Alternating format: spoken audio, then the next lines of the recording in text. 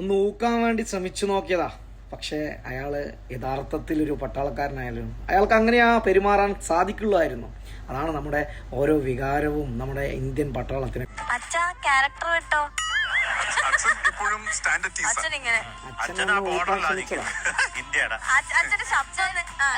പട്ടാളത്തിലായിരുന്നു. ചോദിക്കണമെന്ന് വിചാരിച്ചത് സല്യൂട്ട് കണ്ടപ്പോ എനിക്ക് മനസ്സിലായി. അത്രയും അയാൾ പറയുന്നത് വളരെ ശ്രദ്ധിച്ചു കേട്ടോ. പട്ടാളത്തിലായിരുന്നു. അപ്പം ഒരുപാട് സ്ഥലങ്ങളൊക്കെ കണ്ടുകാണല്ലോ അല്ലേ? അതെ, ഞാന് 2019 റിട്ടയർഡ് ആയതാണ് ആർമിന്ന്. ഓക്കെ.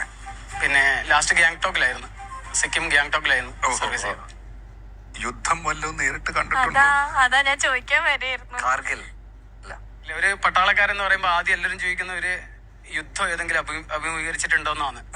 അപ്പൊ വെച്ചാല് നമുക്കറിയാം 1999 ശേഷം അങ്ങനെ ഡയറക്റ്റ് ആയിട്ടുള്ള ഒരു യുദ്ധം നടന്നിട്ടില്ല.